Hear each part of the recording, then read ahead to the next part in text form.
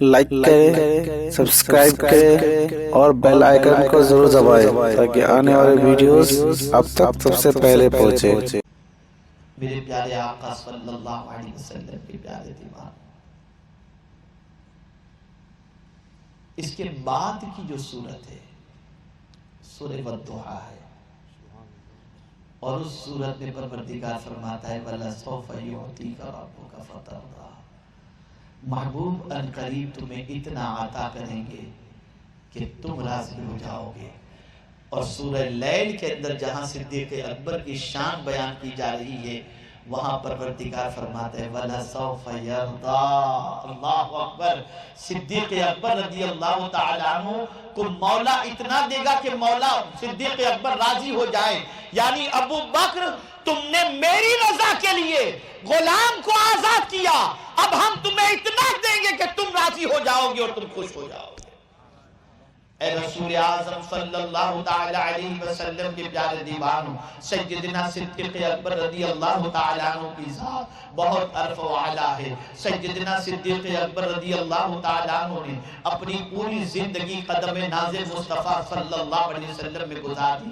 اب آئیے جو مجھے خاص بات اس مختصر سی گفتگو کے بعد آپ کے سامنے پیش کرنی ہے، وہ یہ ہے کہ آج آپ اپنا عقیدہ، اپنا ایمان اور اپنی سوچ کو یہاں سے پختہ کر کے جائیں، اور وہ سوچ اور عقیدہ پختہ جو ہے اس اعتبار سے کریں کہ سیدنا صدیق اکبر رضی اللہ المولا تبارک و تعالی عنہ ارشاد فرماتے ہیں کہ میں نے اپنی زندگی کو 3 آیتوں میں مشغول رکھا۔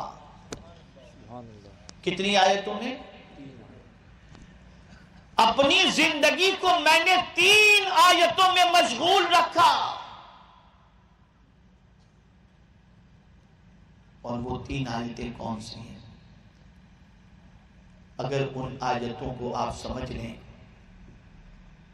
ان آیتوں کو دل و دماغ میں محفوظ کر لیں، تو آپ کا سینہ مضبوط ہو جائے گا، اور آپ کے دل سے دنیا کے ہزارہ طوفان کے باوجود بے قراری اور بے چینی دور ہو جائے گی۔ سیدنا صدیق اکبر رضی اللہ المولا تبارک و تعالی عنہ فرماتے ہیں، پہلی آیت ارشاد فرماتے ہیں وَإِن يَمْسَسْكَ اللَّهُ بِضُرٍّ فَلَا كَاشِفَ لَهُ إِلَّا هُوَ وَإِن يُرِدْكَ بِخَيْرٍ فَلَا رَادَّ لِفَضْلِهِ يُصِيبُ بِهِ مَن يَشَاءُ وَهُوَ الْغَفُورُ الرَّحِيمُ۔ دل و دماغ میں بٹھا لیں، صدیق اکبر رضی اللہ تعالیٰ عنہ فرماتے ہیں میں ان آیتوں میں خود کو مشغول رکھا ہوں۔ اس میں سے پہلی آیت میں نے پڑھی وَإِن يَمْسَسْكَ اللَّهُ بِضُرٍّ فَلَا كَاشِفَ لَهُ إِلَّا هُوَ، اگر اللہ تمہیں کوئی نقصان پہنچانا چاہے، توجہ چاہوں گا، اللہ اگر تمہیں کوئی نقصان پہنچانا چاہے تو اسے کوئی دور نہیں کر سکتا سوائے اس کے۔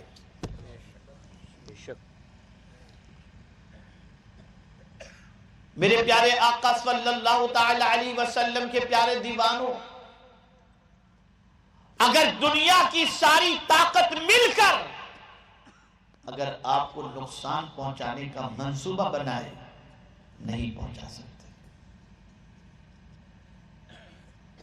لیکن اگر میرا کریم کسی کو تکلیف میں گرفتار کرنا چاہے تو دنیا کی کوئی طاقت اس تکلیف سے اسے بچا نہیں سکتی۔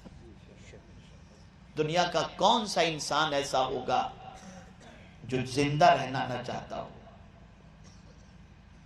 کوئی بھی انسان مرنا نہیں چاہتا، اور یہ نہیں مرنا چاہتا اسی لیے تو باڈی گارڈ کے درمیان رہتا ہے۔ مرنا نہیں چاہتا اسی لیے تو پہرے داروں کو بٹھایا جاتا ہے۔ مرنا نہیں چاہتا اسی لیے تو بلیٹ پروف جیکٹ پہنتا ہے۔ مرنا نہیں چاہتا اسی لیے تو محل کے اندر لمبی لمبی دیواریں کھڑی کر دی جاتی ہیں۔ لیکن مجھے بتاؤ، میرا مولا اگر باڈی گارڈ بچا سکتا ہے، نہ بلیٹ پروف جیکٹ بچا سکتی ہے۔ موت آتی ہے چلا جاتا ہے انسان۔ آپ نے دیکھا ہوگا کہ اس ملک کے اندر ایک خاتون کا قتل کسی اور نے نہیں، باڈی گارڈ ہی نے کیا تھا۔ کیوں؟ اس لیے کہ مولا نے اسے مارنے کا ارادہ فرمایا، کوئی روک نہیں سکتا۔ یہ عقیدہ رکھو، اگر پروردگار جل جلالہ تمہیں آزمائش میں گرفتار کرنا چاہے تو دنیا کی کوئی طاقت تمہیں بچا نہیں سکتی۔ ہاں، اگر کوئی تمہارے پاس سے اس تکلیف کو دور کر سکتا ہے، اللہ، بس وہی جس کی طرف سے تکلیف آنی ہے۔ اسی لیے موت جیسے موقع پر بھی ہم کہتے ہیں انا للہ و انا الیہ راجعون۔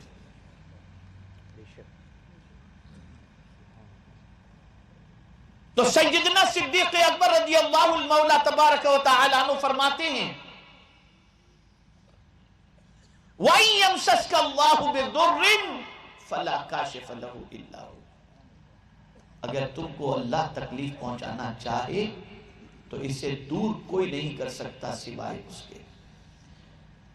میرے پیارے آقا صلی اللہ تعالی علیہ وسلم کے پیارے دیوانوں، ایک مثال سمجھنے سمجھانے کے لیے آپ کو پیش کرتا ہوں۔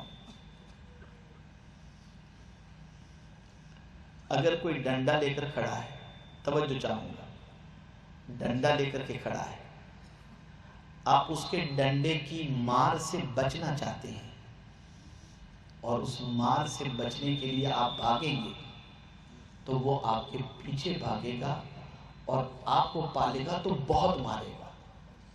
لیکن آپ ڈنڈے کی مار سے بچنا چاہتے ہیں، اس کے قریب ہو جائیں، ایک دم قریب ہو جائیں گے تو ڈنڈے کی مار سے بچ جائیں گے، ایک دم قریب ہو جائیں گے تو ڈنڈے کا، کوئی یہاں اتنا قریب آئے گا اس کو ڈنڈے کی مار پڑے گی کیسے؟ ڈنڈا پکڑ لے گا، قریب ہو گیا تو بچ گیا۔ میرے پیارے آقا صلی اللہ علیہ وسلم کے پیارے دیوانوں، اس لیے جب مصیبت آئے نا تو دو چیزیں ذہن میں رکھیں، دو چیزیں ذہن میں رکھیں، اور وہ چیز کیا ہے؟ مصیبت آئے تو خدا سے دور مت بھاگو، خدا سے قریب ہو جاؤ۔ جب اس سے قریب ہو جاؤ گے وہ تمہاری مصیبتوں کو دور فرما دے گا۔ اسی لیے مولا علی کرم اللہ تعالی وجہہ الکریم سے کسی نے سوال کیا کہ مصیبتیں گناہوں کی سزا ہیں یا امتحان، یہ کیسے پہچانے؟ ایک تو یہ ہے کہ اللہ بندے کا امتحان لیتا ہے، اس لیے آزمائش میں گرفتار کرتا ہے، اور ایک یہ ہے کہ ما اصابک من مصیبت فبما کسبت ایدیکم، تم کو جو مصیبت پہنچتی ہے وہ تمہارے ہاتھوں کی کمائی ہے۔ تو ہم کیسے پہچانیں کہ جو مصیبت ہم پر آئی ہے وہ گناہوں کی سزا ہے یا اللہ کی طرف سے امتحان؟ تو مولا علی کرم اللہ تعالی وجہہ الکریم نے ارشاد فرمایا، سنو، اگر تم پر مصیبت آئے اور اس مصیبت کے بعد تم خدا سے قریب ہو جاؤ تو امتحان ہے، اور خدا سے دور ہو جاؤ تو یہ گناہوں کی سزا ہے۔ میں اکثر کہا کرتا ہوں، اللہ اپنے بندوں کو قریب کرنے کے لیے کبھی مصیبتوں میں گرفتار کرتا ہے کہ اس بہانے تو بندہ میرے قریب آ جائے، ہوتا بھی ہے۔ ہم دیکھتے ہیں کہ جہاں مصیبت آئی تو بہت ساروں نے ختم پڑھنے شروع کر دیے، وظیفے پڑھنے شروع کر دیے، مسجد کی راہ اختیار کر لی، تلاوت قرآن مقدس شروع کر دیا، سب کچھ شروع کر دیا، اور جہاں مصیبت ٹلی پھر اس کے بعد زندگی جیسی بے راہ روی کی تھی ویسی اختیار کر لی۔ تو مصیبت کبھی خدا سے قریب کرنے کے لیے آتی ہے، اور جب مصیبت آئے، پریشانی آئے، تکالیف آئے تو اللہ سے جتنا بھاگو گے اتنی ہی اس کی مار میں گرفتار ہو جاؤ گے۔ اگر مصیبت سے بچنا ہے فَفِرُّوا إِلَى اللَّهِ، اللہ کی طرف بڑھو، اللہ کی طرف دوڑو، اور جب کوئی اللہ کی طرف دوڑتا ہے تو میرا کریم اسے اپنے دامن رحمت کے اندر پناہ عطا فرما دیتا ہے۔ اور یہ بات یاد رکھیں، وہ بڑے سے بڑے طاقتور کو مارنا چاہے تو اسے کسی فوج کی ضرورت نہیں ہے، کوئی فوج کی ضرورت نہیں۔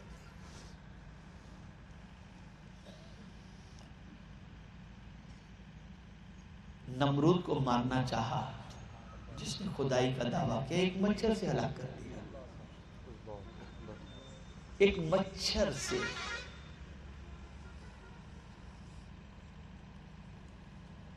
آدمی کتنا ہی طاقتور کیوں نہ ہو،